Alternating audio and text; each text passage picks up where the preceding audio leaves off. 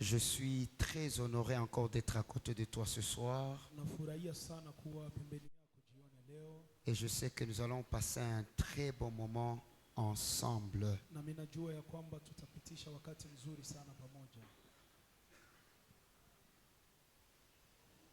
Ce soir, nous allons démarrer la dernière partie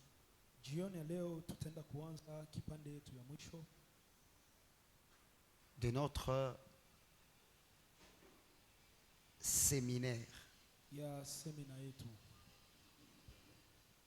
Et je sais que nous serons abondamment bénis.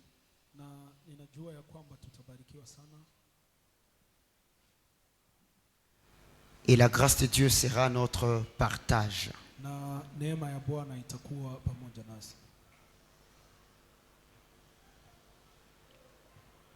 Encore un peu de liner, un peu s'il vous plaît.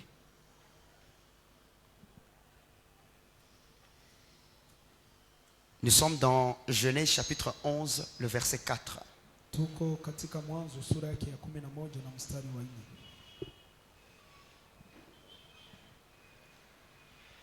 Genèse chapitre 11, le verset 4.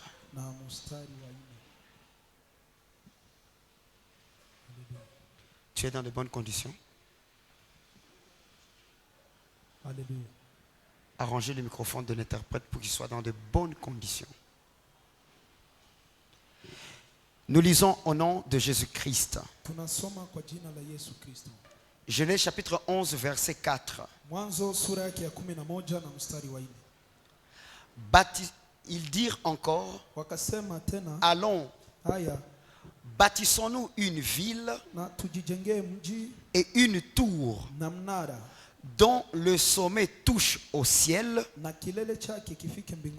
et faisons-nous un nom, afin que nous ne soyons pas dispersés sur la face de toute la terre. Nous applaudissons fortement pour la parole du Seigneur.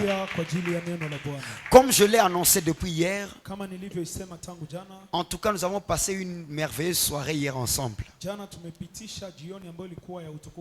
Et on a dit que ce soir, nous allons commencer à parler sur la vraie tour.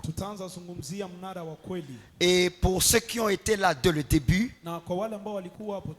ça fait maintenant notre 4e semaine que nous sommes en train d'étudier ce message glorieux. Et il y a quelques points déjà où il y a la lumière, où tu comprends déjà il s'agit de quoi. Et je sais que ce soir nous allons encore poser une pierre de plus. Tu dis Amen. Tel que vous l'avez entendu dans ce verset 4 du 11e chapitre,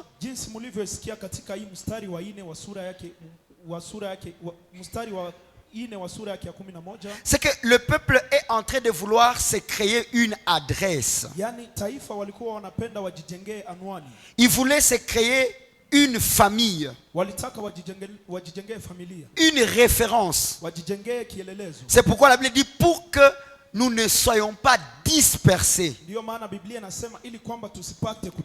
Ça veut dire ce qui leur empêchait d'être dispersés, c'était la tour et la ville. Parce que la tour était dans la ville. Quand je parle de la ville, vous connaissez déjà il s'agit de quoi. Et quand maintenant je parle de la tour, c'est là où nous allons maintenant apporter beaucoup de lumière. Et vous allez voir que cette tour-là était liée à un nom. Faisons-nous un nom. Et c'est à cause de ce nom-là qu'ils étaient unis.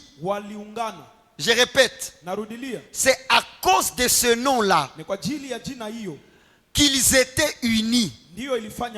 C'est sûr et certain que par cette tour-là, par cette tour qui qui avait un nom, ambao ulikuwa na jina Babel, ils se sont unis walijiunga autour de Babel. kando ya Babeli. Et si il faut chercher d'autres écritures Na kama inabidi kutafuta zingine andiko pour prouver que par un nom ili upate kudhibitisha kwamba kupitia jina les gens peuvent être unis, il y en a beaucoup. watu wanaweza ungana, kuna nyingi. Si 2 ou 3 s'assemblent à mon nom, Kama wawili ama watatu wanakusanyika, je serai au milieu d'eux. niko pamoja Ça veut nao. dire le nom a le pouvoir de rassembler les gens. Inamaanisha jina lina mamlaka ya kukusanyisha watu. C'est cette tour-là qui les rassemblait. Ni ule mnara ndio ambao uliwakusanyisha. Nous avons compris dans les jours passés Tumeelewa katika siku que zilizopita quand on parle de la ville, ya kwamba wakati wanazungumzia on Mungu, parle de qui? wanazungumzia nani? On parle d'un ministre de Dieu. Wanazungumzia mtumishi wa Mungu. Jérémie 1:18. On a Yeremia beaucoup travaillé cette 1:18, écriture-là. tumetumika sana kwenye hiyo Et andiko. quand on parlait de la tour, Na wakati walizungumzia mnara, on parlait de la doctrine, walikuwa wanazungumzia on mafundisho. parlait de l'enseignement. Walizungumzia mafundisho. Et on l'a vu à travers les écritures. Na tumeiona kupitia maandiko. Et nous avons vu que la première tour Na tumeona ya kwamba mnara wa kwanza qui s'est élevée ambao uliinuka et qui a permis à Nimrod de régner. na ambao uliruhusu Rappelez-vous, atawale, mkumbuke, nous avons parlé de la loi de Moïse. tulizungumzia sheria ya Musa. Et la Bible dit le péché régna à cause de la loi. Na Biblia nasema dhambi zilitawala kwa sababu Et donc ya sheria. Nimrod, on a vu par les écritures qu'il était le type du péché. Yani Nimrodi tumeona kupitia maandiko ya kwamba alikuwa aina ya dhambi. Et le prince Na mfalme de ce monde, wa dunia hii, comme le péché c'est le roi, kama vile dhambi ndiyo mfalme, le prince c'est qui? mkuu sasa ni nani? C'est le diable. Ni shetani. Et les écritures nous ont montré, Na maandiko parce yametuonesha que le péché a vaincu le diable. kwa sababu dhambi zimemshinda shetani. Et le diable est le prince, Na shetani ni mkuu, mais le péché c'est le roi. lakini dhambi ndiyo mfalme. Maintenant Jésus-Christ a triomphé sur le péché. Sasa Yesu Kristo ameshinda dhambi. C'est pourquoi en Christ nous avons la victoire et sur le péché et sur le diable. Na ndio maana katika Kristo tuna ushindi juu ya dhambi na juu Et ya la shetani. soirée d'hier, elle était glorieuse. On acclame encore le Seigneur pour ce qu'on a appris. Tunashangilia Bwana kwa yale ambayo tumejifunza. Aujourd'hui, je commence un fondement solide. Leo mimi naanza msingi ambao ni wa nguvu sana. Si nous lisons Kama tunasoma Proverbe chapitre 18 verset 10. Methali 18 na mstari wa 10. Proverbe chapitre 18 verset 10. Methali sura ya 18 na mstari wa 10. La parole déclare: Neno linasema, le nom de l'Éternel est une tour forte. jina la Bwana ni ngome imara. Les justes s'y réfugient Mwenye haki huikimbilia, et se trouvent en sûreté. anakaa salama. Par ce verset, Kwa hiyo andiko vous allez voir que c'est la même chose comme Genèse chapitre 11. mtaona kama ni mambo mamoja kama vile na Mwanzo 11. Et aussi c'est ce nom-là qui était leur tour. Wao ndio ni jina hiyo ndio ambayo ilikuwa mnara wao. Et ils se sont rassemblés autour de cette Na tour-là walikusanyika kando ya ule mnara pour qu'ils ne se dispersent pas. ili wasipate kutawanyika. Voici maintenant la vraie tour Tazama sasa mnara wa kweli qui est en train d'être bâtie. ambao uko unajengwa. La parole déclare: Neno linasema le nom de l'Éternel jina la Bwana est une tour. ni ngome, Mais elle n'est pas comme Babel. lakini Yoa haiko kama vile Babeli. Elle est une tour forte. Yoa inakuwa ngome yenye nguvu. Pourquoi elle est une tour forte? Kwa sababu ngani unakuwa ngome ama mnara? C'est la wenye nguvu? manière dont elle sera bâtie. Ni kwa namna ambayo itajengwa. Rappelez-vous que la tour de Babel, Kumbukeni ya kwamba mnara wa Babeli elle était faite de briques. ulijengwa na matofali, Mais quand l'Éternel bâtit, lakini wakati Bwana anajenga, il bâtit en pierre. anajenga na mawe. Et on a compris que quand on parle de pierre, Na tumeelewa ya kwamba wakati wanazungumzia on parle jiwe, de la volonté de Dieu, wanazungumzia mapenzi ya Mungu, de la sagesse divine. hekima ya kimungu. Mais quand on parle de briques, Lakini wakati wanazungumzia on matofali, parle de la sagesse humaine. wanazungumzia hekima ya Ça veut dire la kibinadamu. tour de l'Éternel. Inamaanisha mnara wa Bwana Elle ne sera pas mélangée à la sagesse de l'homme. hauchangwi na hekima ya C'est celle la sagesse divine ni hekima tu ya kimungu qui fait de cette tour une tour forte. ndio inafanya ule mnara uwe wenye nguvu. Qui est cette tour-là? Nani ndiye ule mnara? Quel est ce nom de l'Éternel Hiyo jina la Bwana ni jina qui kipi est une tour forte? ambayo ni mnara wenye nguvu? Tu vas écrire Utaandika point A, pointi A, la manifestation kuoneshwa du nom de l'Éternel. kwa jina la Bwana.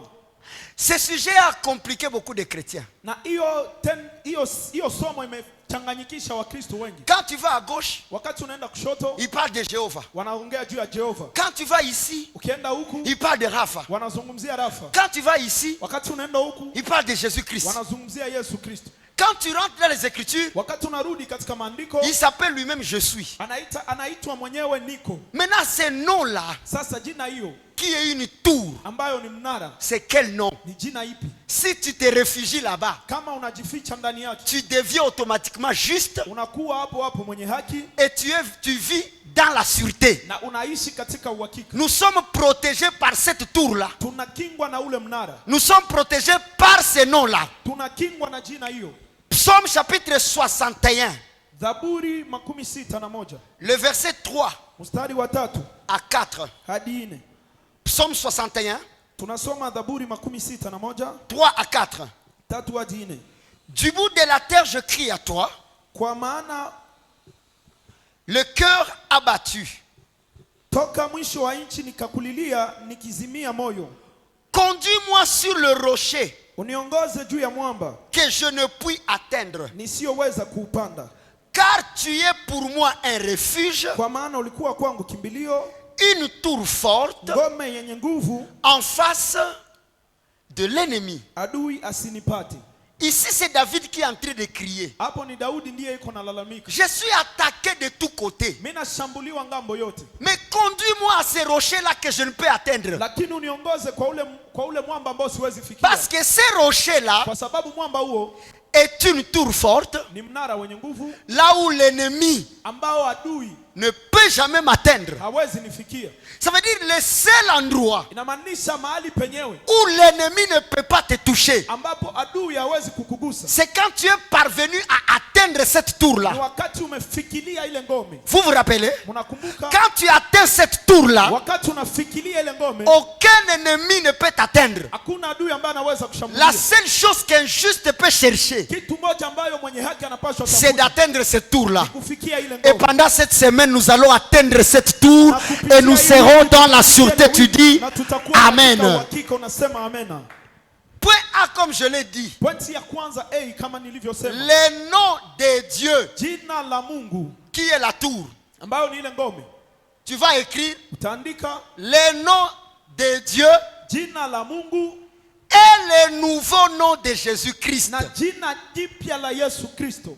Tu vas pour comprendre pourquoi j'ai dit ça. Utaelewa kwa sababu gani Je nasema. répète, Narudilia. le nom de Dieu Jina la Mungu et le nouveau nom na jina jipya de la Jésus-Christ. Yesu Kristo. C'est dans ce point-là où on va comprendre la tour, c'est quoi. Ni katika hiyo point ndimo tutaelewa ngome ni. Lisons la parole. Some neno. Apocalypse chapitre 3, verset 12. Ufunuo sura yake ya 3 na mstari wa 12. Il faut que tout ce que nous disions soit attaché aux saintes écritures. Inabidi yote ambayo tutasema yambatanishwe na maandiko matakatifu. Apocalypse chapitre 3, verset 12. Ufunuo sura yake ya 3 na mstari wa 12. Jésus-Christ est en train de parler, il dit ceci. Yesu Kristo kwa anazungumza anasema hivi. Celui qui vaincra, Yeye ashindaye, celui qui vaincra, yeye ashindaye, je ferai de lui une colonne dans le temple de mon Dieu. nitafanya kuwa nguzo katika hekalu la Mungu wangu. Ces histoires, vous connaissez déjà, n'est-ce pas? Hiyo mambo mnajua tayari. Quand on parle de la colonne, quand on parle du temple, tu sais c'est quoi? Unajua ni nini? N'est-ce pas? Sivyo? Je ne vais plus revenir là-bas, on a déjà parlé de ces choses. Tarudilia kule tumeshazungumzia mambo yale. Celui qui vaincra, Yule atakayeshinda, je ferai de lui une colonne dans le temple de mon Dieu. nitamfanya kuwa nguzo katika hekalu la Mungu Et wangu, il n'en sortira plus. wala hata toka humo tena Ça, c'est la kabisa. première promesse. Hiyo ni ahadi ya kwanza. Deuxième promesse. Ahadi ya pili, J'écrirai sur lui nami nitaandika juu yake le nom de mon Dieu. jina la Mungu wangu. Ça veut dire, Inamaanisha le Dieu de Jésus-Christ, Mungu wa Yesu Kristo il a un nom, n'est-ce pas? ana jina, C'est sivyo? ça que dit l'Écriture. Ndiyo maandiko yanasema. J'écrirai sur lui Nitaandika juu yake le nom de mon Dieu jina la Mungu wangu et le nom de la ville de mon Dieu. na jina la mji wa Mungu wangu. Ça veut dire, Inamaanisha le Dieu de Christ Mungu wa Kristo avait un nom. alikuwa na jina, Ce nom-là ile jina a été donné ilipewa à la ville. kwa muji. La ville de qui? Muji wa nani? La ville de Dieu. Muji wa Mungu. Ça vient? Ça commence à venir. Dieu a une ville. La ville, c'est le ministre. Qui est le ministre envoyé? Ça commence à venir. Vous voyez comment je suis passé là-bas? On commence maintenant à réunir les pièces pour avoir l'idée générale. J'écrirai sur lui le nom de mon Dieu et le nom de la ville de mon Dieu, de la Jérusalem, de la nouvelle Jérusalem qui descend du ciel d'auprès de mon Dieu, virgule, et mon nouveau nom. Merci. Cette écriture a combien de promesses? On va les étudier. La première promesse: toute personne qui vaincra. Tu connais déjà vaincre quoi? Babel, c'est automatique. Quiconque vaincra. Première promesse: Jésus-Christ fera de lui une colonne dans le temple de son Dieu. Deuxième promesse: il écrira sur lui le nom de son Dieu. Troisième promesse: il écrira aussi sur lui son nouveau nom. Jésus-Christ, il dit: j'écrirai sur lui le nom de mon Dieu. Le nom appartient à qui? Répondez, église. Le nom appartient à qui? C'est à Dieu. Et puis ce nom-là, Dieu l'a donné à qui?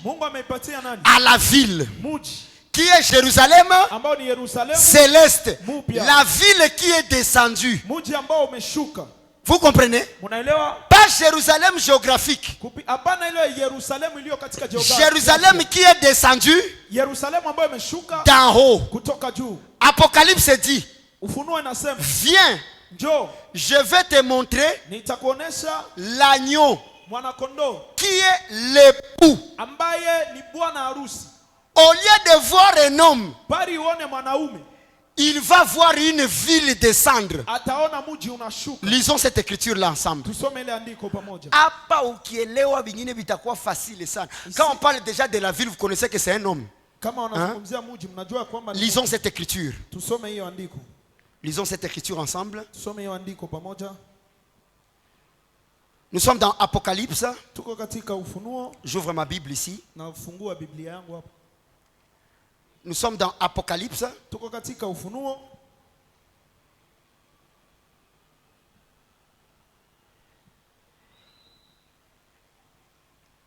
Apocalypse. Chapitre. Prenons. Chapitre 21. Le verset 2. Et je vis descendre du ciel, d'auprès de Dieu, la ville sainte, la Jérusalem, préparée comme une épouse qui s'est parée pour son époux. Vous comprenez? On va voir l'époux. Une autre écriture.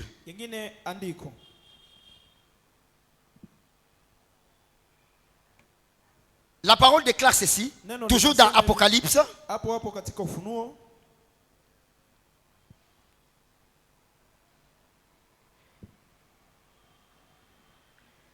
Apocalypse 18, verset 23. La lumière de la lampe ne brillera plus chez toi, et la voix de l'époux et de l'épouse ne sera plus entendue chez toi, parce que tous tes marchands étaient étaient les grands de la terre, wako walikuwa wakuu wa nchi, parce que toutes les nations kwa kuwa mataifa yako ont yote été séduites par tes enchantements. walidanganywa kwa uchawi wako. C'est ici où je vais trouver la première principale de cet enseignement de cette semaine. Na ni hapo ndipo nitapata alama ya kweli katika hiyo. On dit que la voix de l'époux Wanasema kwamba sauti ya bwana harusi et de l'épouse na ya bibi harusi ne se feront plus attendre sur terre, hazitasikilika tena duniani, parce que la séduction de la grande prostituée kwa sababu ushawishi wa ule c'est kahaba déjà établi. umeshawekwa tayari. Où est l'époux et l'épouse Bwana harusi na bibi harusi qui ne se feront pas attendre sur terre? ambao hawatasikilika duniani C'est tous ceux qui sont déjà en Christ, ni wote walio tayari katika Kristo, assis dans le lieu céleste. wanaketi katika mahali pa mbingu. Quand je parle du lieu céleste, c'est pas un lieu. Nikizungumzia mahali pa mbingu, haiko Parlant mahali. du lieu céleste, on parle du royaume de Dieu. Nikizungumzia mahali pa mbingu, Ça veut dire tunazungumzia toi ufalme. et moi, Namaanisha wewe na mimi, étant sauvés,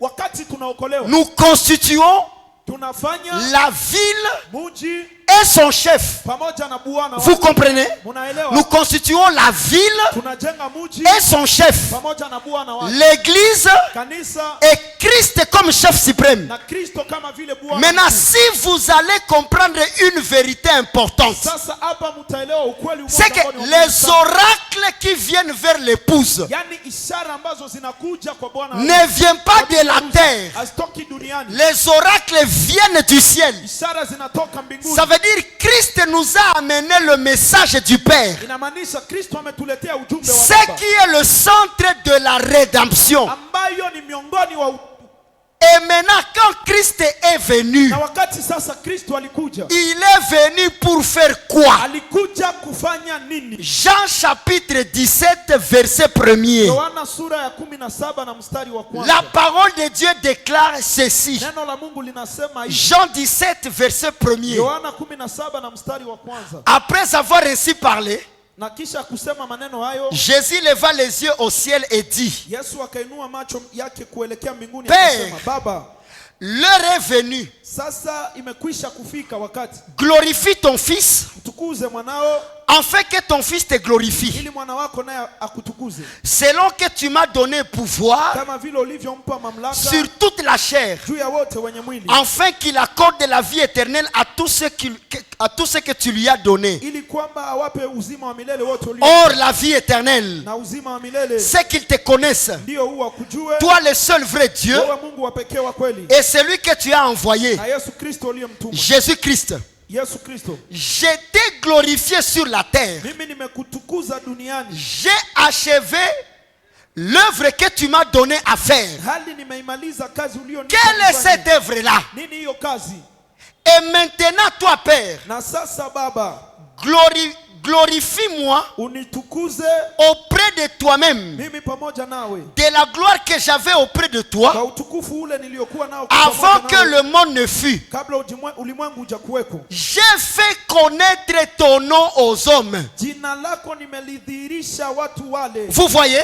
Mnaelewa? Jésus est venu achever une œuvre. Yesu amekuja kutimiza kazi. Quelle est cette œuvre-là? Nini ndiyo hiyo kazi? C'est que Jésus avait une mission Yaani Yesu alikuwa na kazi de nous faire connaître ya kutufanya tujue le nom de son Dieu. jina la Mungu wake. Aide-moi à dire à ton voisin, Nisaidie waambie jirani c'est yako, par Jésus-Christ kupitia Yesu que nous Kristo allons connaître le nom de son Dieu. ndio tutajua jina la Mungu wake. C'était ça sa grande mission. Hiyo ndio ilikuwa kazi yake kubwa. J'ai fait connaître ton nom. Nimefanya jina lako lijulikane. Oh, mais nous connaissions déjà le nom de Jéhovah. Oh, si tunajua tayari jina Nous la Jehova. connaissions déjà El Shaddai. Tunajua tayari El Shaddai. Mais comment tu veux nous faire connaître son nom? Sasa namna gani unataka tena utufanye Il tujue continue jina et lake? dit, Anaendelea na kusema, j'ai fait connaître ton nom aux hommes nimefanya jina lako que tu m'as donné du milieu du monde. ulionipa katika ulimwengu. Ils étaient à toi Walikuwa wako et tu me les as donnés ukanipa mimi et ils ont gardé ta parole. na neno lako wamelishika. Maintenant, ils ont connu que tout ce que tu m'as donné vient de toi. Sasa wamejua ya kwamba yote ulionipa yatoka kwako. Car Kwa kuwa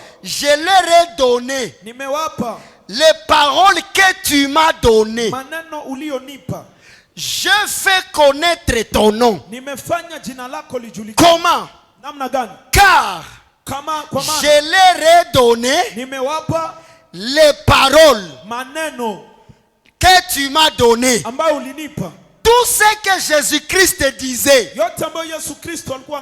il le recevait d'où? Il le recevait de son Dieu. Lui, il ne pouvait pas se parler. Son père lui a parlé. Il lui a donné les paroles. Et lui, il est venu nous les donner. Ça veut dire, c'est dans les paroles de Jésus-Christ que nous connaîtrons le nom de son Dieu. Est-ce que vous êtes maintenant prêts pour qu'on puisse commencer? Merci beaucoup. À la ligne. Il nous est utile d'abord de connaître le nom de Jésus-Christ. Parce que le nom qui était au Père, c'est le nom que le Père a donné à la ville sainte. C'est par là que tout commence. Écris avec moi. Jésus-Christ, il a lui-même d'abord reçu un nom que l'ange avait dit. Parce que dans Apocalypse, il a dit, j'écrirai sur toi le nom de mon Dieu et mon nouveau nom. Il faut savoir quel est le nouveau nom de Jésus-Christ, le nom qu'il a reçu de son Dieu. Donc le nom était au Père, et le Père l'a donné à qui? Au Fils. En lui donnant le Fils, Jésus dit que c'est mon nouveau nom. Est-ce que le nouveau nom de Jésus-Christ, c'est Jésus-Christ? Ici il est en train de parler. Il était déjà mort, mais il nous dit, j'ai reçu un nouveau nom, le nom que j'ai eu de mon père.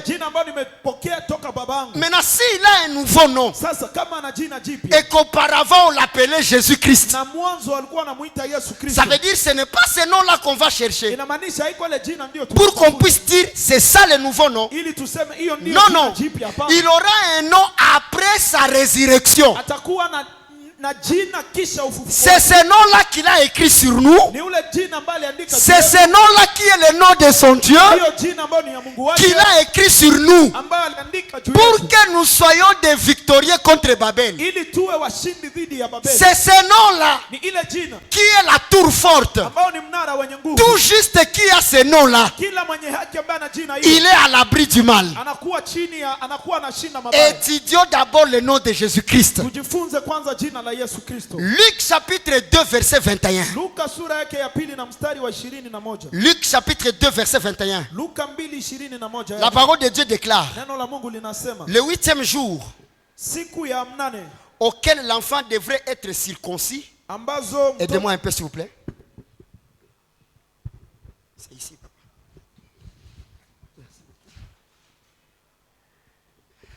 Le 8e jour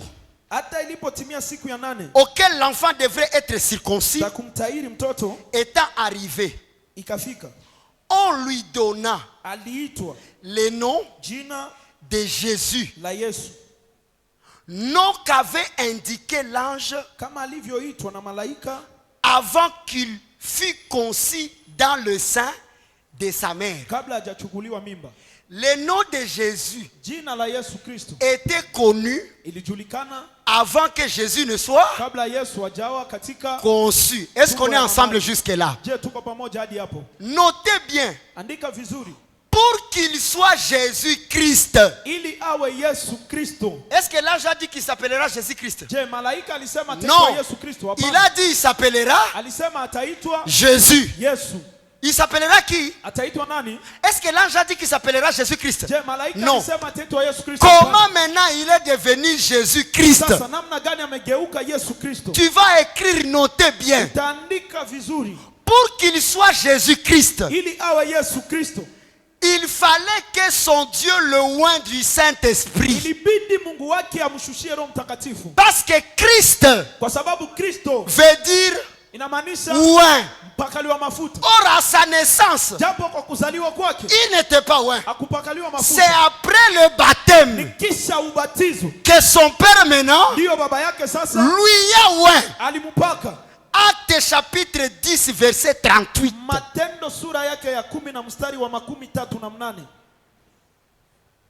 Ceci est une complication à plusieurs personnes. Hii mambo inachanganyisha watu wengi. Comment Jésus-Christ est toujours le Saint-Esprit alors que le Père lui a oint du Saint-Esprit? Namna gani sasa Yesu Kristo anakuwa yeye ndiye Roho Mtakatifu? Andiko inasema hivi. Mafuta na Roho Mtakatifu. Acte 10:38. Katika Matendo ya Mitume 10 na mstari wa 38. Vous savez comment Dieu Mnajua jinsi Mungu a oint du Saint-Esprit alivyomtia mafuta kwa Roho et Mtakatifu de force na nguvu Jésus de Nazareth. naye akazunguka huko na huko kama Yesu Kristo wa Nazareti. Ndio vile. Ndivyo. Turudilie tena. Tunarudilia. Acte 10:38. Matendo ya Mitume 10 na mstari Vous savez comment mumejua namna gani Dieu Mungu maandiko na kwa butamu a oint du Saint-Esprit alivyomtia mafuta kwa Roho Mtakatifu et de force na nguvu Jésus-Christ Yesu Kristo de Nazareth, wa Nazareti, qui allait de lieu en lieu faisant du bien akienda huko na huko kutenda mema et guérissant tous ceux qui étaient sous l'empire du diable. na kuponya wote walionenewa na ibilisi. Car Dieu Kwa maana Mungu était alikuwa avec pamoja lui. naye. Dieu était avec qui? Mungu alikuwa pamoja na nani? Dieu était avec Mungu alikuwa pamoja Jésus-Christ. na Yesu Kristo. Qui a oint Jésus? Nani alimpaka Yesu Kristo? Je vous pose la question, qui a oint Jésus? Mimi na waswali, nani alimtia mafuta Bon, Yesu si Kristo? on a oint Jésus, Kama walimtia mafuta est-ce Yesu que Kristo, Jésus est le Saint-Esprit? je Yesu Kristo ni Roho Mtakatifu? Non, Hapana. pour qu'il puisse faire du bien aux gens, Ili apate kuwatenda watu mema, pour qu'il puisse enlever les hommes ili apate kuwalea sous l'empire du mal. awaondoe chini ya utawala wa Son mabaya. Père Baba yake lui a donné le Saint-Esprit. alimpatia Roho Mtakatifu. C'est pourquoi dans Luc 4:18 il va dire, Ndio maana katika Luka 4:18 il va maintenant dire Jésus-Christ lui-même. atasema Yesu Kristo mwenyewe Il va dire ceci. atasema hivi. Luc 4, Luka 18. L'Esprit du Seigneur est sur moi. Roho wa Bwana yu juu yangu. Attention, Angalisho, Jésus-Christ appelait son Père Seigneur. Yesu Kristo alikuwa anaita baba yake Bwana. Pour que tu ne puisses pas dire, Ili usipate kusema mais Jésus est Seigneur. si Yesu ni Bwana. Et ici il dit l'Esprit du Seigneur. Na hapa anasema Roho wa Bwana. Donc c'est son esprit. Jinsi ni roho wake. Non. Hapana, hapana. Il faut qu'une écriture Inabidi kuwe na nous andiko confirme ambayo que itatuhakikishia Jésus-Christ appelait son ya Père kwamba Yesu Kristo aliita baba yake Seigneur. Bwana. Pour que l'Esprit qui est venu le oindre Ili roho ambaye alikuja soit venu aje du Père. kutoka kwa baba. Témoin. Shahidi. Je vais revenir ici. Nitarudia hapa. Je vais revenir ici. Nitarudilia hapa.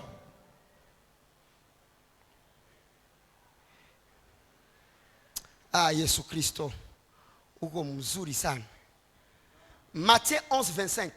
Mathayo sura yake ya 11 na mstari wa 25. J'aime ce verset. Haikwata Mathayo, haikwata Luka, ndio kunasema Yesu yepeke. Ici c'est pas Matthieu ni Luc qui parle, c'est Jésus. Matthieu 11:25.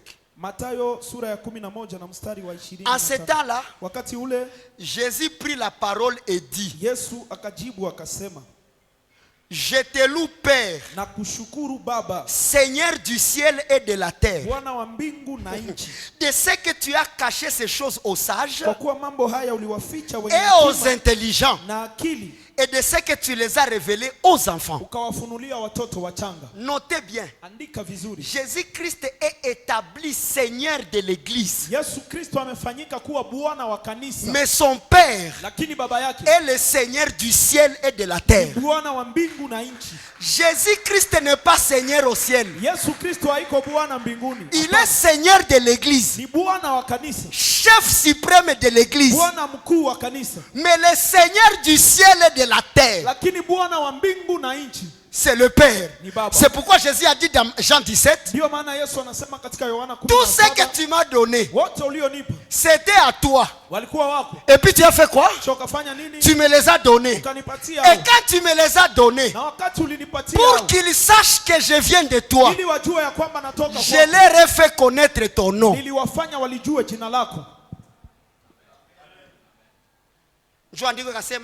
C'est là que l'écriture dira, béni soit tout celui qui viendra au nom.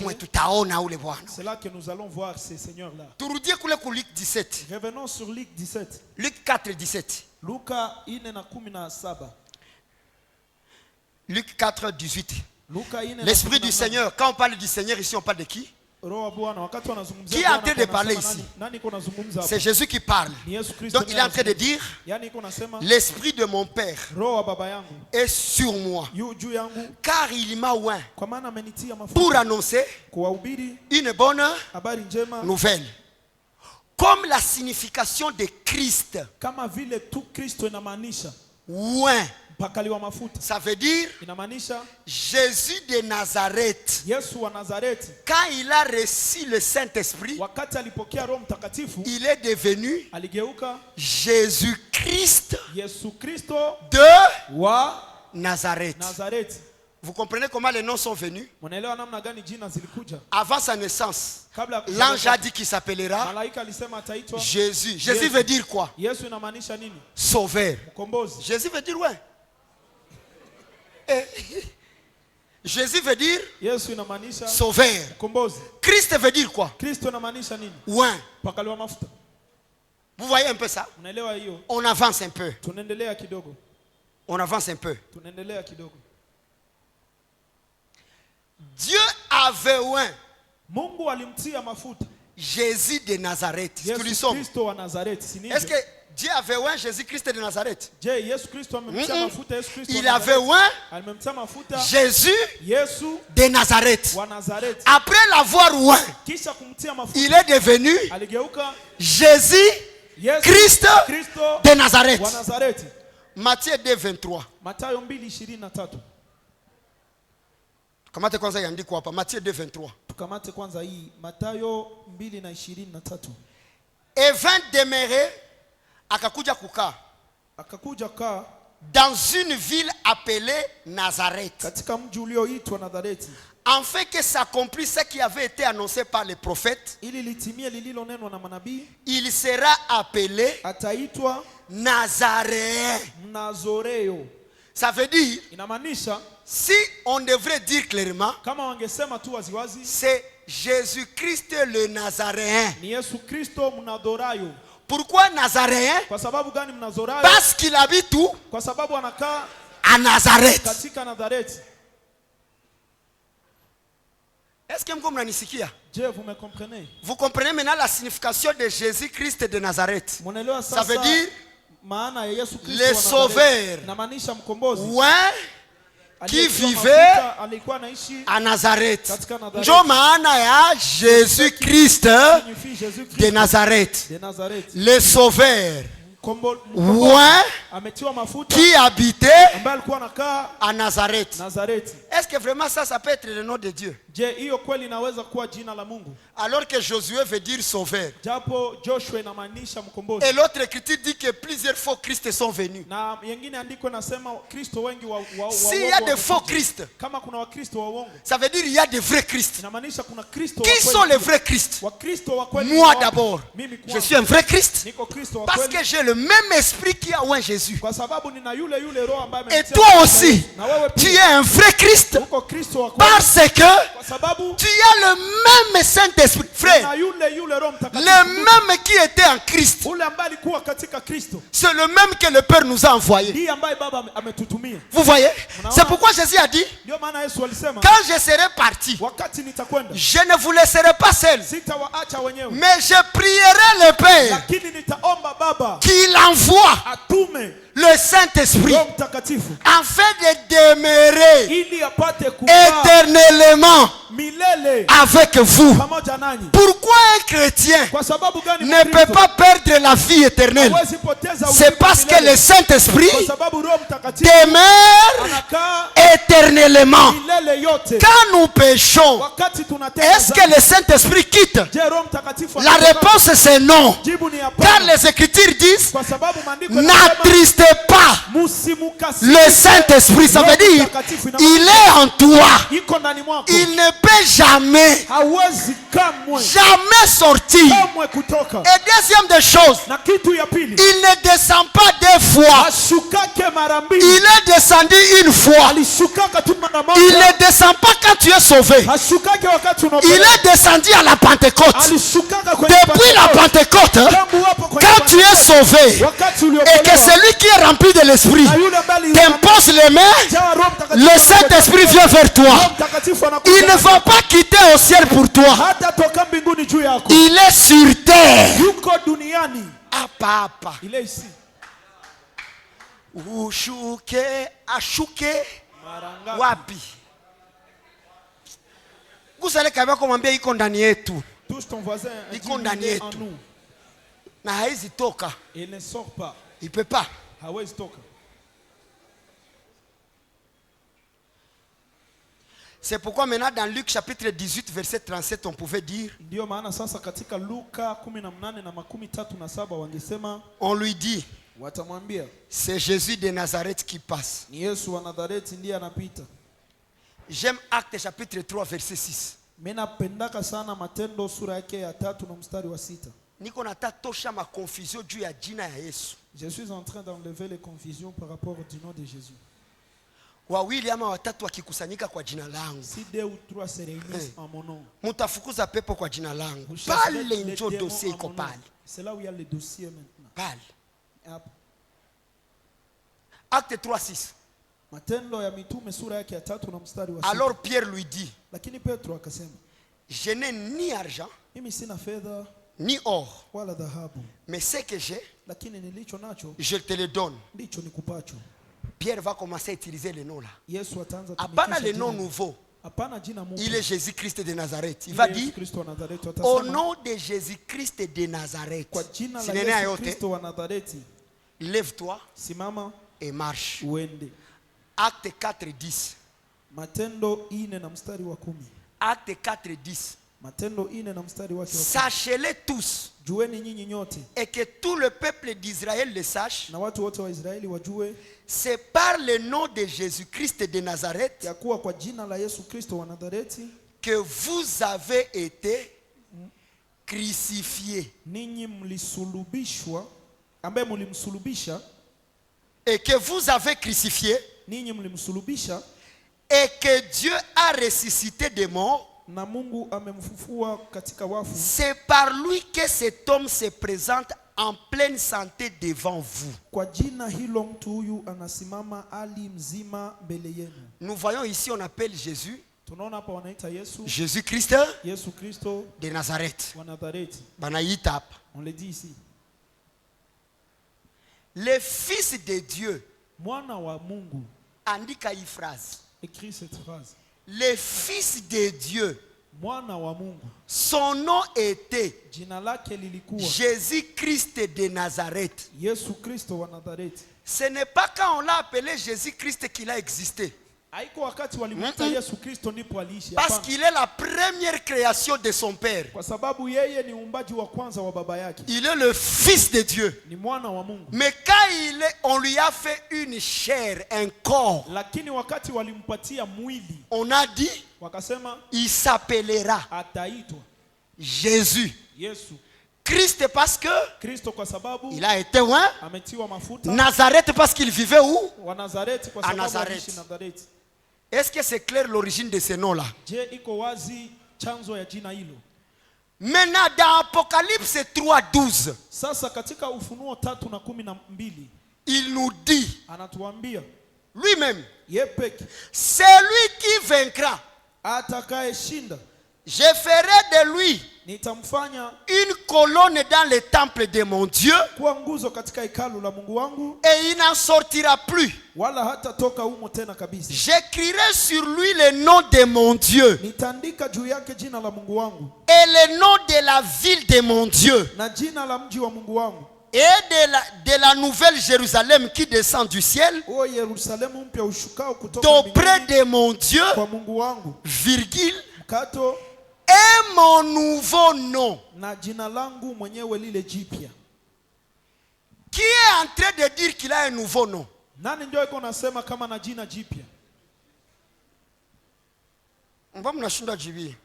n'arrivez pas à répondre. C'est Jésus ou Jésus-Christ? C'est Jésus-Christ de Nazareth qui est en train de dire qu'il a un nouveau nom. Question. Est-ce que ce nouveau nom-là, c'est Jésus-Christ de Nazareth? La réponse, c'est non.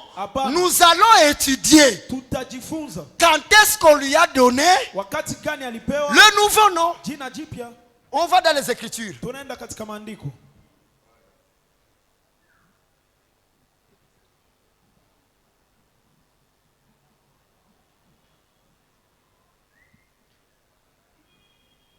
Tokamati hapa.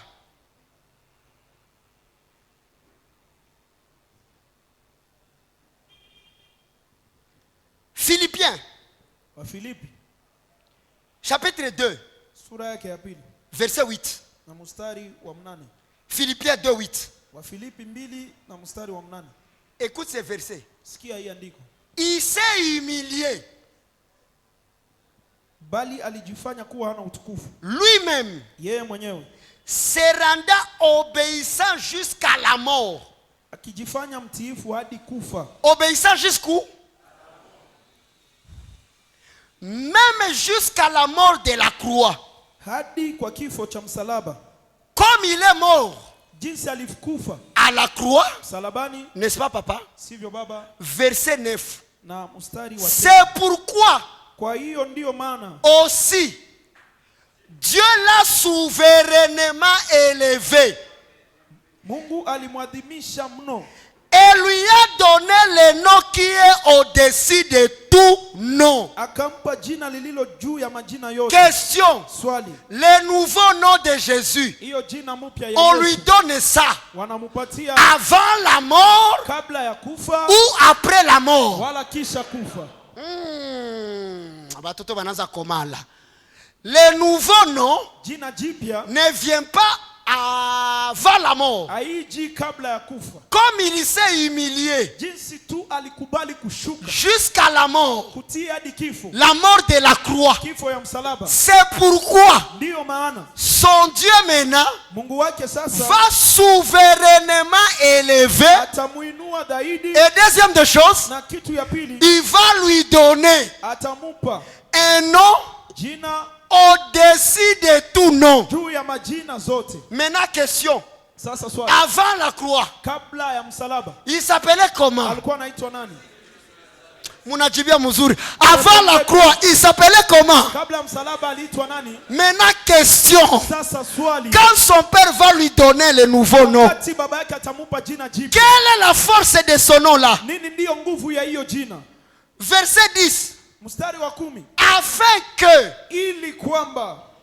au nom de Jésus-Christ, ile jina ya mupya walipatia Yesu. Le nouveau nom qu'on a donné à Jésus-Christ. Kwa ajili ya ile jina, à cause de ce nom-là, tout genou fléchisse. Kila goti lipigwe. Juu ya ile jina ya mupya. Sur ce nom-là nouveau.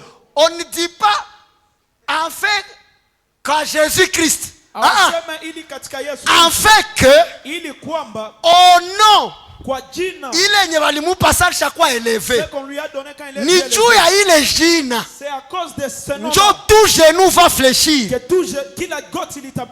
dans les cieux, sur la terre, sous la terre, et que toute langue confesse que Jésus-Christ est Seigneur à la gloire de Dieu le Père. Vous êtes en train de comprendre? Quand on va commencer à confesser le nouveau nom là de Jésus, tout genou fera quoi? Fléchira. Question. Et alors, soit il est goti inakunjwa mbele ya Yesu ou inakunjwa juu ya jina balipatia Yesu? Ce genou là fléchit devant Jésus ou devant le nom à cause du nom qu'on a donné à Jésus. Maintenant, il est genou iko fléchi juu ya nini? À la gloire kwa ajili ya utukufu de Dieu wa Mungu le Père. Baba. Est-ce que kuko andiko na tu préciser que tunakunja goti juu ya baba? Est-ce qu'il y a l'écriture qui nous précise que nous Ndiyo. sont les genoux? Andiko nasema hivi. Oui, l'écriture dit ceci.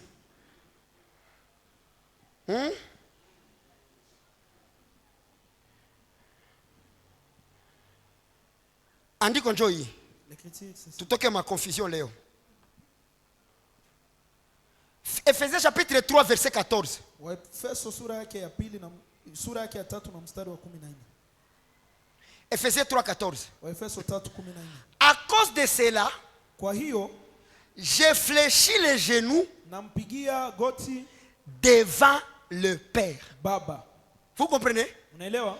Tu ne peux pas fléchir les genoux hawezi piga magoti devant le Père mbele ya Baba tant que tu n'as pas reçu le nouveau nom kama hujawahi kupokea lile jina qu'il a donné ambalo alitoa à Jésus. kwa Yesu Kristo. C'est pourquoi maintenant il va dire, ndio maana atasema sasa l'heure vient wakati unakuja et il est déjà venu. na tayari umeshakuja. Qui est en train de dire ça? Nani anasema hivyo? C'est Jésus-Christ. Ni Yesu Kristo. Vous vous adorez ce que vous ne connaissez pas. Yeye mnaenda naabudu byenye hamjui. Mais nous, Lakini shi nous adorons. tuna Qui dit nous? Nani anasema sisi? Jésus-Christ doit être adoré ou lui aussi l'adore. Yesu Kristo anapaswa abudiwa wala naye anaabudu. Munijibie. Répondez-moi. Nous adorons Sisi tunaabudu ce que nous connaissons. Tunamjua. Et l'heure vient Na wakati unakuja où elle est déjà venue, na umeshakuja tayari où les vrais adorateurs ambao waabudu halisi adoreront watamwabudu le Père Baba en esprit katika roho et en vérité. na kweli. Vous voyez déjà ce nom commence à se faire sentir. Mnaona tayari ile On est adorateur tunakuwa waabudu à cause de l'esprit kwa ajili ya roho et à cause de la kwa ajili ya vérité. kweli. Un chrétien Mukristo adore qui? anaabudia nani? Adore le Père. Anaabudia Baba. Pourquoi? Kwa sababu gani? Parce que est Jésus Kwa sababu hata Yesu et nous, hata sisi nous sommes venus du Père. tumekuja kutoka kwa Baba. Kamata andiko. Tu prends l'écriture. Kamata andiko. Tu prends l'écriture. Ndio soko na duru ni adorer nani? C'est là quand tu adores. Ni adorer Baba. Baba. Adorer le Père ou le Fils. Amone kama hapa nyimbo za mingi ni za bongo. Za bongo sana.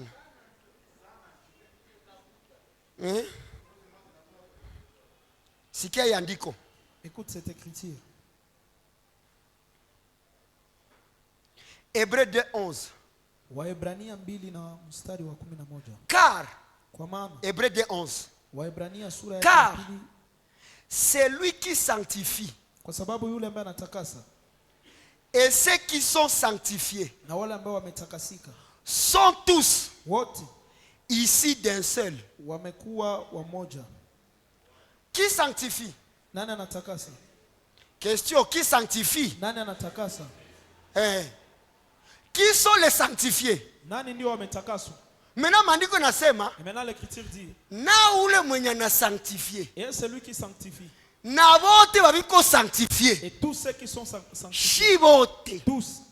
Tulitokea. Nous sommes venus. Mumoya. Dans un seul. Sinjo baba. C'est le Père. C'est pourquoi Jésus n'a pas honte ndio maana Yesu ana aibu de nous appeler ya kutuita frères. ndugu zake. Et c'est pourquoi quand on lui a dit enseignez-nous à prier, il a dit lorsque vous prierez, vous direz notre Père qui est aux cieux. Tu sais pourquoi Jésus-Christ est venu du ciel et il y est rentré pas comme Satan? C'est parce que Satan a eu l'intention de dévier l'adoration. Donc il a voulu dévier. Il a voulu que l'adoration soit adressée à lui. Mais Christ, lui, il est venu nous faire comprendre que toute l'adoration,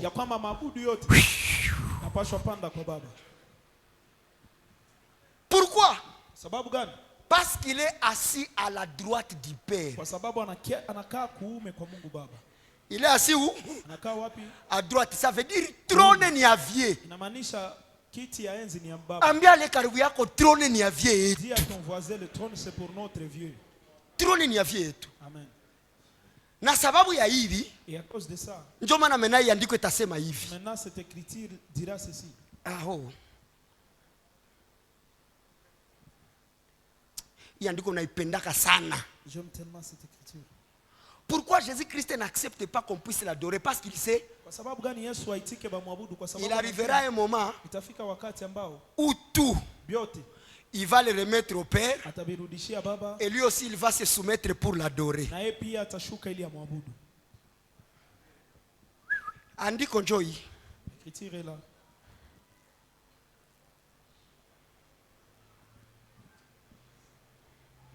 Andiko nasema hivi. L'écriture dit ceci. 1 Corinthiens chapitre 15. Tuanzie ku verset 21. Commençons au verset 21. 1 Corinthiens 15, 21. Car, puisque la mort est venue par un homme, c'est aussi par un homme qu'est venue la résurrection des morts. Et comme, verset 22, tous meurent en Adam, de même aussi tous vivront en Christ. Mais chacun a son rang. Nous vivons en qui? En Christ. Même s'il est notre frère. Mais les rangs se diffèrent. Vous êtes nombreux dans la famille. Mais vous tous, vous n'êtes pas pareil. On a ordre à établir. Mais chacun a son rang. Christ comme prémisse. Ça veut dire le premier que Dieu voit. C'est le premier né des morts. Puis ceux qui appartiennent à Christ. Si Yandiko, le sanctifié et celui qui sont et ceux qui sont, qui est le premier? C'est celui qui sanctifie. Après lui, c'est qui? Ceux qui sont sanctifiés. Verset 24. Ensuite viendra la fin. La fin de toutes choses. Quand il remettra, qui remettra? Ukisoma verset za yulu, utasikia mko naongelea kama ni Yesu Kristo. Quand Jésus remettra le royaume à celui qui est Dieu et Père. Après avoir détruit toute domination, toute autorité et toute puissance. Car il faut que Jésus règne jusqu'à ce qu'il ait mis tous les ennemis sous ses pieds.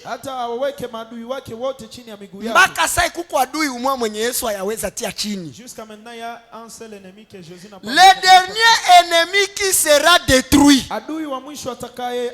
c'est la mort. Ça veut dire balozi bashaenda zamani mazabau bucha bile vyote zamani wa mwisho na bakiatu ni nani? Kifo. Quand il aura régné par la résurrection des saints. Verset 27. Dieu en effet a tout mis sous ses pieds. Chini ya miguu ya nani? Ya Yesu. Mais lorsqu'il dit que tout lui a été soumis, il est évident que celui qui a soumis toutes choses est accepté. Tushangilie iandiko papa. Ule malitiaka vyote chini ya Yesu. Celui qui a mis tout sur les pieds de Jésus. Yesu haezi mutawala. Jésus ne peut pas le dominer. Le Père est à côté, il est accepté. Et lorsque toutes choses lui auront été soumises, alors le Fils lui-même sera soumis à celui qui lui a soumis toutes choses, afin que Dieu soit tout en tous. Vous comprenez cette écriture? Tant que Jésus-Christ n'a pas vaincu la mort, le dernier ennemi, il a l'autorité. Mais quand tout lui sera soumis, na vyote viko chini yake, na yepeke, na anenda na soumettre kwa vie. Kisha naye hata kwa égal à Père, il ne sera pas égal au na anajisoumettre. Lui aussi se soumettra. Sasa Kisha sasa, kama naye atatusoumettre, lui aussi va se soumettre. Il est venu nous enseigner quoi? Alikuja tufundisha. Il est venu nous révéler à qui nous tous alikuja tufundisha ni katika nani sisi wote nous serons soumis. Tutatiishwa. Kuko bakaramusi watakatala Mungu mbinguni. Il y a ceux-là qui vont refuser Dieu. Sa tunafika, quand nous arrivons, Yesu anatuambia tushuke sasa hapa. Jésus nous Bongo dit yako maintenant. nishuke wapi? Wenjo vyote. Tu es tout. Wenjo mwanzo na mwisho. Tu es le début et la fin. Alpha na Omega. Alpha et Omega. Si ni kweli. C'est vrai. Il est alpha parce qu'il est le commencement de la création. Et il est oméga parce qu'il est la fin de la loi. Mais c'est tout. Vous pensez à alpha et oméga comment? Le premier et le dernier. Tellement wanamuita dernier Adam. Si ndio kweli ile. Ça c'est vrai. On avance un peu.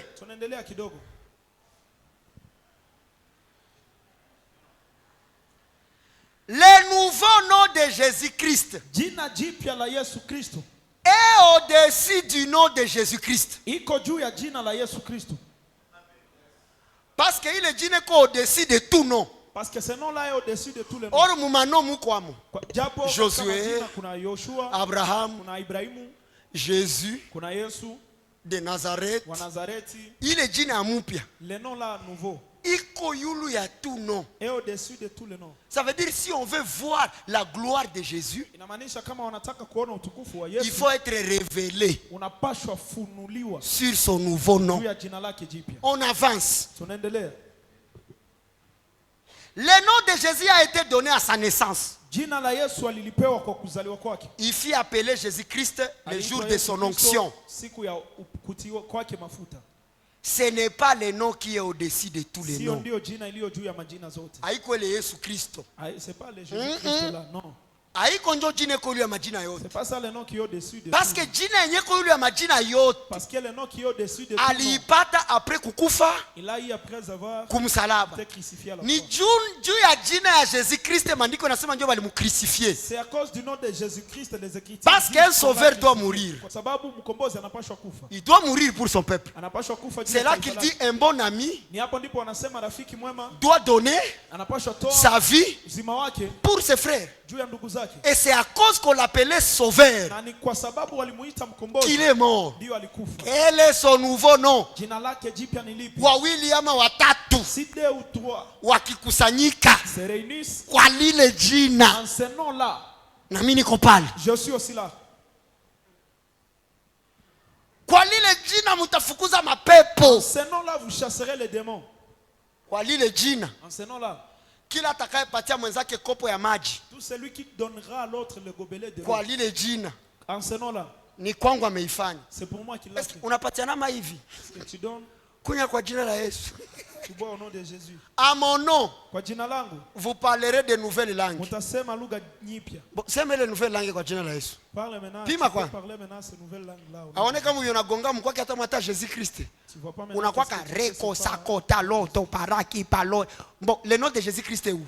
Yesu Kristo jina lake liko wapi mwabili? Fongola miso. Fungua macho sasa. Utaelewa maandiko. Tu vas comprendre les écritures. Est-ce que vous savez quand Jésus-Christ est venu en chair? Je, mnajua wakati Yesu Kristo alikuja katika mwili? Il a été inférieur aux anges. Alikuwa chini ya malaika. Eh. Tu ne sais pas? Ndio problème ya kutosoma maandiko hii. C'est ça le problème de ne pas lire les écritures. Apôtre Lionel, donne-moi l'écriture, mna kuchagula. Tume Lionel nipatie. Inférieur papa cache. Si ndio maana batamuelever souverainement. Iko sasa mnacheza na kazi ya msalaba. Nipatie andiko. Hébreux chapitre 2 tusome. Waebrania sura yake ya 2 mstari wa 7. Yesu ni mwanaume papa. Il n'a pas vu sa gloire comme un proie arrachée. Et Hébreux chapitre 2. Waebrania sura yake ya 2. 40e verset. Mstari wa 7. Verset 7. Mstari wa 7. On commence par le verset 5. Tuanzie kwa mstari wa 5. En effet, maana ce n'est pas à des anges que Dieu a soumis le monde. Hakuweka chini ya malaika ulimwengu. À venir dont nous parlons. Ule ujawa tunaoona. Or quelqu'un a rendu quelque part ces témoignages. Ila mtu mmoja ameshuhudia hivi mahali fulani. Qu'est-ce que l'homme? Akisema nini mwanadamu? Pour que tu te souviennes de lui. Hata umkumbuke. Ou le fils de l'homme. Ama mwana wa Adamu. Pour que tu prennes soin de lui. Hata umwangalie. Verset 7. Mstari wa 7. Tu l'as rabaissé. Umemfanya mdogo punde. Pour un peu de temps. Kuliko malaika. Au-dessous des anges. Chini ya malaika. Tu l'as couronné. Umemvika taji de gloire ya utukufu et de l'honneur. Na heshima. Pour quel peu de temps il a été rabaissé? Kwa wakati gani mfupi ameshushwa? C'est depuis sa naissance jusqu'à sa mort. Hadi kufa kwake. Mais quand il est ressuscité, lakini wakati alifufuka, le Père l'a Baba s'ouvre. Mnaanza elewa? Parce alikuwa chini ya jina ya Mikael, Gabriel, banani. Chini ya malaika wote wanayua. Chini yabo. Papa, chini sana. Andesu encore. Ndio maana hata shetani sana muone iko chini akasema suite ya malaika. Sujitupe hapa. Mungu ateta wa malaika wakiwa kusekuriri. Pourquoi? Il a vu même dans le jardin wanakia mfunga. Hata katika jangwa convient. Il leur a dit, j'ai l'autorité d'appeler les anges. Et c'est pourquoi quand la sueur s'est changée en sang, les anges sont venus le fortifier. Que veut dire fortifier quelqu'un? Lui donner la force qu'il n'a pas. Il était en dessous de papa. Mais ça, Christ a dit Koufa. Qui fait un salaba? Aïe aïe aïe. Quand le Père lui a ressuscité, il a dit vous tous, vous n'êtes pas mes enfants. Hébreux 1. Hébreux chapitre 1er. Dieu a élevé souverainement. Voici la cause de ces versets. Hébreux 1.1. Après avoir autrefois, à plusieurs reprises et de plusieurs manières, parlé à nos pères par les prophètes, Dieu, dans ces derniers temps, nous a parlé. Par qui? Par les fils qu'il a établi, héritier de toutes choses, par lesquels il a aussi créé le monde, et qui, étant le reflet de sa gloire et l'empreinte de sa personne, et soutenant toutes choses par sa parole puissante, a fait la purification des péchés et s'est assis à la droite de la majesté divine dans les lieux très hauts. Devenu d'autant supérieur aux anges. Vous comprenez maintenant? On l'a rabaissé pour un temps. En dessous de qui? En dessous des anges. Mais ça n'a fufuka. Andiko inasema devenu autant supérieur aux anges qu'il a hérité des noms plus excellents que les leurs. Ça veut dire la gloire de Jésus est liée au nom qu'il a hérité. Car auquel des anges Dieu a-t-il jamais dit tu es mon fils, je t'ai engendré aujourd'hui, et encore je serai pour lui un père et il sera pour moi un fils. Ce langage ici, Dieu ne l'a jamais dit à un ange, aucun. Mais car verset 6. Et lorsqu'il introduit de nouveau dans le monde le premier-né, qui a introduit? Il a introduit qui? Le premier-né. Il a introduit qui? Est-ce que le père est venu? Il a introduit qui? Le premier-né. Il dit que tous les anges de Dieu l'adorent. De plus, il a dit des anges, celui qui fait de ses anges devant et de ses serviteurs une flamme de feu. Mais il a dit au fils. Aïe, aïe, aïe. Est-ce qu'on peut acclamer sur ce qu'on a dit au fils? Il a dit au fils, ton trône. Qui a dit au fils? Le père a dit à qui? Il a dit, ton trône, ô Dieu, est éternel. Question. Est-ce que Jésus-Christ est Dieu? Oui. Mais est-ce qu'il est le Père? Non. Il est Dieu parce que il est le premier-né de Dieu. Il porte la nature de son Père. Mais dire qu'il est le Père, comment on peut faire que le Père devienne le fils aîné de la famille? Il y a toujours un Père et il y a toujours un fils. C'est pourquoi maintenant une écriture va le confirmer que Dieu a un Dieu. Tuione ile andiko. Njoi. C'est ça. Njoi hapa. Hapa. Mais il dit au fils, ton trône, ô Dieu, est éternel. Le sceptre de règne est un sceptre d'équité. Le verset 9. Tu as aimé la justice. Qui a aimé la justice? Jésus-Christ. Tu as aimé la justice et tu as haï l'iniquité. C'est pourquoi, ô Dieu, ton Dieu t'a oint d'une huile de joie. Ça devient clair? Eh, tu n'as pas compris. Il appelle ici en haut. On remonte. Tupande tena. De plus. Mais verset 8. Mais il a dit au fils, ton trône, ô Dieu, est éternel. Le sceptre de ton règne est un sceptre d'équité.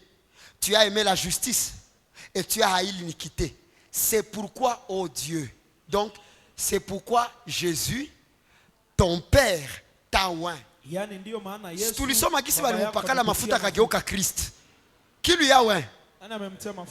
C'est pourquoi on dit ton Dieu C'est pourquoi, oh Dieu, ton Dieu t'a oint d'huile de joie au-dessus de tes égaux. Qui sont les égaux de Christ? Il y a deux. Il y avait d'abord ceux dont il était comme eux, les anges. Et deuxièmement, nous qui sommes nés en lui. Maintenant, son père lui a oint. Pour qu'il soit en dessous de nous. C'est pourquoi maintenant l'écriture va dire, c'est lui qui honore le père, il honorera le fils. Joy.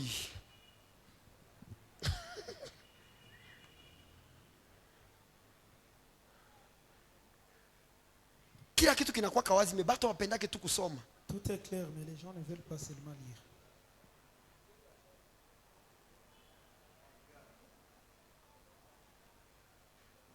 Jean 5, 23. Yohana sura yake ya 7 na mstari wa 23. On commence par le verset 22. Tunaanzia kwa mstari wa 22. Le père ne juge personne, Baba hamuamui mtu, mais il a remis tout jugement au fils, lakini amempatia mwana hukumu yote, afin que tous honorent le fils ili kwamba wote wamheshimu mwana comme ils honorent le père. kama vile wanamheshimu baba. Celui qui n'honore pas le fils ambaye amheshimu mwana n'honore pas le père amheshimu baba qui l'a envoyé. ambaye alimtuma. Vous avez écouté le verset? Umeelewa andiko? Nirudile tena. Je peux répéter encore ça. Jean 5, 22 à 23. Vous avez dit Jean 7. Jean 5, Yohana 5, 22 22 à 23. na 23. Maintenant, question. Sasa swali.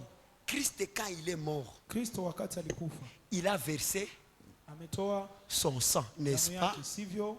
Il a versé, Ametoa, et c'est par son sang que nous avons été rachetés. na kupitia hiyo damu aliyomwanga ndio tumeokolewa. Si alisha kufa Ile en versant kwa kutoa son sang, kwa kumwanga damu yake. Jean maintenant va monter au ciel. Yohana sasa atapanda mbinguni. Dans la vision, Katika maono, il est en train de chercher iko natafuta Jésus-Christ. Yesu Kristo. Qu'on a tafuta. Il cherche. Iko wapi? Où est-il? Et il va voir les grands messieurs venir. Kisha ataona bwana mkubwa anakuja. Apocalypse 19, 13. Ufunuo 19 na 13.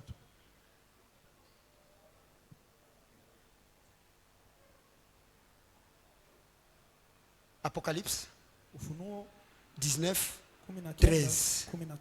La parole déclare, neno linasema, il était revêtu d'un vêtement teint de sang. Naye amevikwa vazi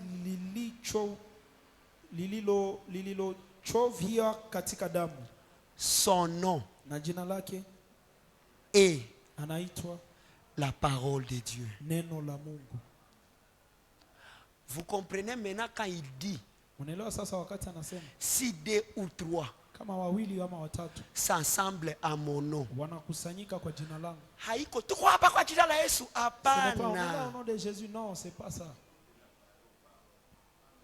C'est à cause si deux ou trois kama wawili ama watatu s'ensemble wanakusanyika à la parole de Dieu, kwa neno la Mungu, je serai nitakuwa au milieu de à mon nom, kwa jina langu vous chasserez mtafukuza les démons. mapepo. C'est pourquoi Jésus a enseigné, ndio maana Yesu alifundisha, il libérait la parole alikuwa anatoa neno et les démons sortaient. na mapepo ilikuwa inatoka. Kufukuza pepo haiko toka hapana, we libere tu neno. Toi donne seulement la parole. C'est parce que vous connaîtrez cette parole-là, ni kwa sababu mtalijua neno qui est la vérité, ambao ni ukweli, et la vérité na ukweli vous affranchira. J'aime la version où dit la vérité vous délivrera. Ça veut dire, hata banze kukemea mapepo, toka kwa jina la Yesu, kwa jina la Yesu, bongo aziwa sema amyake sitatoka. Ça ne va pas sortir. Hauombea mgonjwa kwa jina la Yesu Kristo na akakufa. Tu n'as jamais prié à un malade au nom de Jésus-Christ et il était mort. Mais si tu lui donnes la parole, mais kama unampatia neno la Mungu, ata apoteze uzima ya mwili, même s'il pouvait perdre la vie de la chair, son esprit a gagné la vie. Est-ce qu'on est ensemble? Les grands noms de Jésus, c'est la parole de Dieu. C'est pourquoi Hébreu a dit, maintenant, il ne nous parle que à travers son fils. Ça, tu n'as pas fils. Fils ou koapi? Je suis là. Parole de Dieu. Pour dire que si le fils veut nous parler, il va parler à travers qui? À travers la parole de Dieu. C'est pourquoi dans Jean 1:1, on ne dit pas au commencement était la parole de Dieu. On dit au commencement était la parole seulement. La parole était avec Dieu. La parole était Dieu. Pourquoi elle était Dieu? Parce qu'elle est née de Dieu. Mais pourquoi il est devenu parole de Dieu? C'est parce que Dieu lui a donné l'autorité de parler en son nom.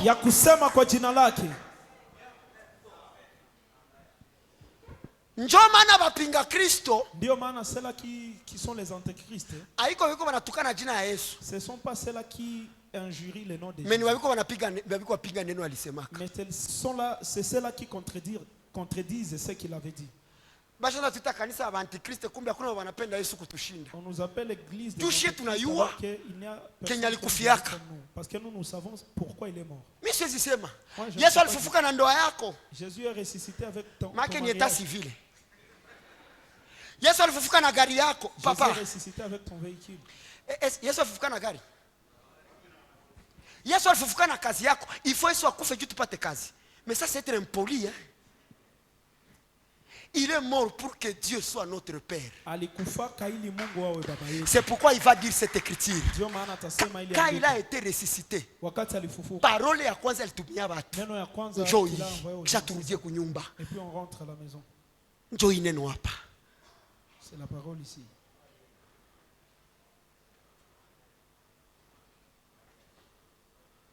Anafufuka tu. Quand il ressuscite seulement. Anasema, il dit, msiniguse kwanza. Ne me touchez pas d'abord. Mchunge kwa niende kwa souverainement élevé wan. Attendez que je sois d'abord souverainement élevé. Jean 20:17. Jésus lui dit, Jean 20:17. Jésus lui dit, ne me touche pas. Car je ne suis pas encore monté vers mon Père. Mais va. Va trouver mes frères et dis-leur que je monte vers mon Père et votre Père, vers mon Dieu et votre Dieu. Ça veut dire le Père de Jésus-Christ est devenu notre Père. Le Dieu de Jésus-Christ est devenu notre Dieu. C'est pourquoi maintenant Jésus va dire et que la vie éternelle, c'est qu'ils te connaissent, toi, le seul. J'aime ce qu'il a ajouté. Le seul vrai Dieu et Jésus-Christ que tu as envoyé. C'est Jésus-Christ qui a dit il y a un seul vrai Dieu, mais il y a plusieurs dieux. Mungu wengi. Hapana miungu papa. Jésus-Christ lui-même, il est Dieu. Nous aussi qui sommes nés en lui, nous sommes aussi des dieux. C'est pourquoi l'Apocalypse t'asema, c'est lui aussi qui vaincra. Je lui ferai asseoir sur le trône de mon Père, là où mon Père m'a fait asseoir. Quel amour, papa! Donc le Père s'asseyait. Il a dit à son fils, et le fils aussi lui dit, papa, je ne suis pas. Tous ceux-là qui ont cru aussi. Venez aussi ici. On a tout le trône, papa. On a toute bonté à Jésus-Christ. Regarde seulement la papa, bonté de Jésus. Trône, ton trône est élevé. Mais il a déjà dit que mes frères aussi. Il dit non, mais qui peut prêcher un amour grand que ce que Jésus-Christ nous a montré? C'est pourquoi il va crier Père, pardonne-le. Pourquoi? Ils ne savent pas ce qu'ils font. Oh, ça nalalamika, pardon l'air. Nikore qu'on lalamika esprit. Mais tu es faux, toi. Ça, c'est quelle folie. Ça, c'est quelle folie. Oh, roh. Ikalalamika. Ça, sauti inatoka mbinguni. Ya se, ni yeye peke ndiye alikuwa anajisema. Mais tu n'es pas sérieux. Oh, Yesu akaenda mbinguni akaenda omba baba. Alikuwa anaenda jiomba yeye peke. Mais tu es con. Ça c'est quelle folie ça? Mimi tunaanza jiomba. Oh, iko omniscient. Il faut dire ce que les Écritures disent. Est-ce que Jésus-Christ a un père? Le père de Jésus-Christ, c'est le père aussi de qui? Sema tu moi. Huyo mko karibu yako weko waza. Sema tu moi. Juu mimi niko kwa pale mimi. Jésus-Christ a un père. C'est le père de qui? Jésus-Christ a un Dieu. C'est le Dieu de qui? C'est pourquoi quand nous prions ensemble, nous allons dire: Notre Père, toi de qui es aux cieux, que ton nom soit sanctifié, que ton règne vienne, que ta volonté soit faite sur la terre comme au ciel. Donnez-nous aujourd'hui notre pain de ce jour. Pardonne-nous nos offenses, comme nous pardonnons aussi à ceux qui nous ont offensés. Ne nous soumets pas à la tentation, mais délivre-nous du malin, car c'est à toi qu'appartiennent dans tous les siècles les règnes, la puissance et la gloire. On s'élève pour célébrer fortement le Père et son Fils qu'il a envoyé, la parole de Dieu. Ça veut dire quand on dira la parole de Dieu, nous voyons qui? Jésus-Christ. Parole de Dieu nasema. Donc quand on dira seulement que la parole de Dieu dit, qui doit parler? Donc nana n'a pas choisi. Parole de Dieu nasema kishoko c'est témoin. Donc tu ne diras jamais que la parole de Dieu dit et puis tu manques les témoins. Eh, ukisema parole de Dieu nasema, maki nani mwalisema? Eh, il faut toneshe kwenye anasema. Amen. Usikilete na maverse mkichwa yako. Ne crée plus de versets dans Yesu ndio parole de Dieu. Jésus. Utoke hapa na ujue tunasema nous voulons écouter la parole de Dieu. Ça veut dire nous voulons écouter qui? Mais on nasema nous voulons écouter la parole de Dieu. Toi tu dis on veut écouter la parole de Dieu. Unatuhubiri vyenye Yesu ashamaliza kumsalaba. Et puis tu nous prêches ce qu'il a déjà accompli. Est-ce que ni parole de Dieu ile? Ça c'est la parole de Dieu. Il est ni ta parole. Ça c'est ta parole. Ni neno lako. Pendo la Mungu Baba. Que l'amour de Dieu notre Père. La grâce Neema de notre